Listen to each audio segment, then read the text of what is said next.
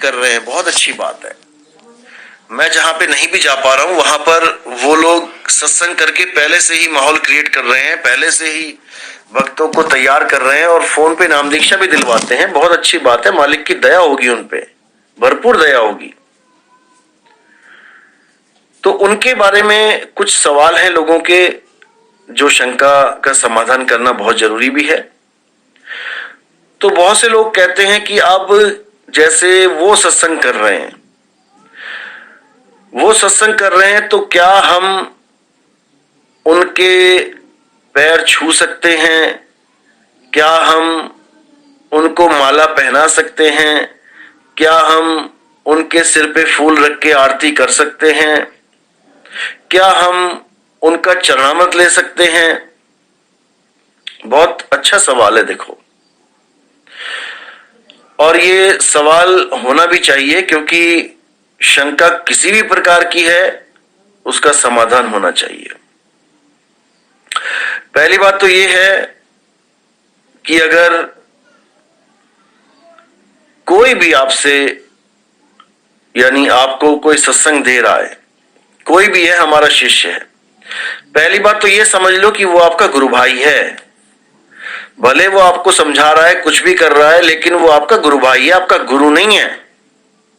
पहले तो इसको समझ लो, क्योंकि हमारे जितने भी शिष्य हैं वो आपस में गुरु भाई हैं, वो कोई किसी का गुरु नहीं है। पहले तो ये समझ लो, क्योंकि गुरु का फर्ज गुरु निभा रहा है और शिष्य का फर्ज शिष्य निभाएगा।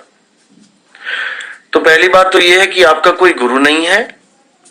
अगर आप किसी के पैर छूते हो, हालांकि पैर छूने में मनाही नहीं है हमारे यहां, लेकिन पैर छूने का मकसद देखो कि क्या है, किस मकसद से पैर छू रहे हो आप। यह मकसद बहुत क्लियर होना चाहिए। जैसे आप बुजुर्गों के पैर छूते हो तो मकसद क्या है कि हम अपने से बड़ों के पैर छू रहे हैं, मकसद ये है।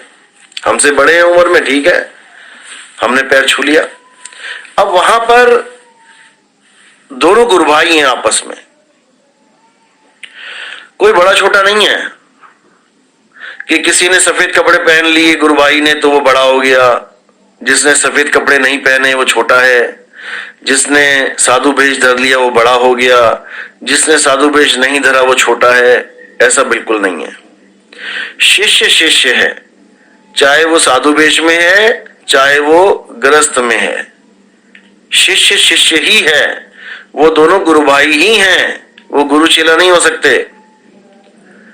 तो इस बात को बिल्कुल क्लियर कर लेना है आपने कि वैसे तो आप पैर ना ही छुओ किसी के तो मच बेटर है। अगर आप पैर छूते भी हो तो आपको क्लियर होना चाहिए कि मैंने क्यों छुए हैं, कारण क्या है। आप उसके पैर नहीं छू रहे हो जो आपका गुरु भाई पैंट कमीज में बैठा है, उसके पैर कोई नहीं छू रहा है। आप साधु भेष देख के गुरु भाई के पैर छू रहे हो, ठीक है, समझ में आता है, बहुत अच्छी बात है। लेकिन जिसके पैर छुए जा रहे हैं वो गलती से ये वहम ना पाले कि वो कोई महान हस्ती बन गया किसी के पैर छुआने से, यानी उसके पैर किसी ने छू लिए तो वो बहुत बड़ा हो गया। ऐसा बिल्कुल नहीं है, ऐसा बिल्कुल नहीं है। अच्छी तरह समझ लो, चाहे कोई भी है वो। अगर कोई पैर छू रहा है तुम्हारे तो केवल तुम्हारे कपड़े देख के छू रहा है वो। ये पैर तुम्हारे चोले को देख के छुए गए हैं, इसमें तुम्हारी कोई महानता नहीं है कि तुम बहुत बड़े बन गए हो। इसी अहंकार को खत्म करना है, मुक्ति तभी होगी। माया तजनी सहज है, मान तजा नहीं जाए, मान मुनि मुनिवर गले और मान सबन को खाए।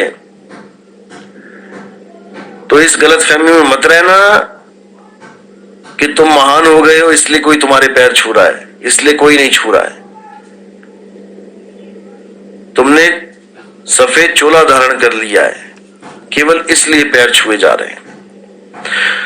तो जो सफेद चोले धारण करके बैठे हैं, बहुत से भगत हैं हमारे, बहुत से लोग हैं जो प्रचार कर रहे हैं, अच्छी बात है, बहुत मालिक की दया है उनके ऊपर, क्योंकि प्रचार करना भी कोई आम बात नहीं है। परमात्मा ने चुना है उन्हें कि ठीक है, नितिन दास हर जगह सत्संग एक बार में नहीं कर सकता, ठीक है, तुम्हारी भी ड्यूटी लगा दी, लेकिन ड्यूटी को ड्यूटी समझना है, नौकरी को नौकर की तरह काम करना है। ये नौकरी है मालिक की, इसमें तुम मालिक मत बन के बैठ जाना, नहीं तो हालत खराब हो जाएगी। क्योंकि 2-3 जगह से कंप्लेंट्स आ रही थी, तो अच्छा है कि क्लियर कर दिया जाए। देखो, पैर छू सकते हो, लेकिन सोच समझ के छुओ, कारण जानो कि क्यों छू रहा हूं मैं। भेष को सलाम करना अच्छी बात है, कोई दिक्कत नहीं है। अब बात है कि चरणामृत ले सकते हैं किसी गुरु भाई का? तो बिल्कुल नहीं ले सकते। गुरु भाई क्या, किसी और संत का भी चरणामृत नहीं ले सकते, यहां तक कि हम भी उसको चरणामृत नहीं दे सकते जो हमारा शिष्य नहीं है। इसको समझ लो अच्छी तरह। मैं भी उसको चरणामृत नहीं दे सकता जो हमारे पंथ में नाम दीक्षा नहीं ले रहा है। ये कानून है। पिछले पंथों में आप लोग होंगे कि 10 साधु आए, 10 ने अंगूठा लगाया पानी में और सबने पी लिया। हमारे यहां ये सिस्टम नहीं है। हमारे यहां एक गुरु का चरणामृत चलता है और एक ही गुरु का चलेगा सारी उम्र।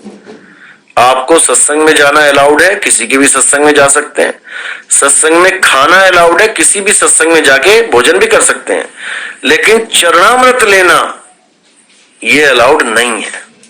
चरणामृत केवल अपने गुरु का लिया जाता है और किसी का नहीं। अब बात आई आरती की। क्या फूल पे सिर रख के, क्या सिर पे फूल रख के हम आरती कर सकते हैं?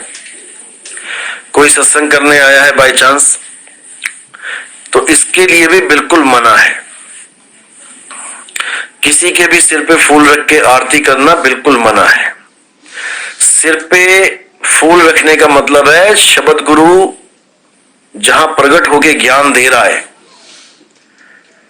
उसके चरणों में बंदगी करना। जो ज्ञान आप समझ रहे हो ये शब्द गुरु ही समझा रहा है, इतना समझ लो अच्छी तरह। ये कोई शरीर नहीं समझा रहा है। और इस ज्ञान को समझने के बाद कोई कॉपी करके ज्ञान समझाने लग जाए तो इसका मतलब कि वो भी किसी फूल के काबिल हो गया है, तो ऐसा नहीं है। शब्द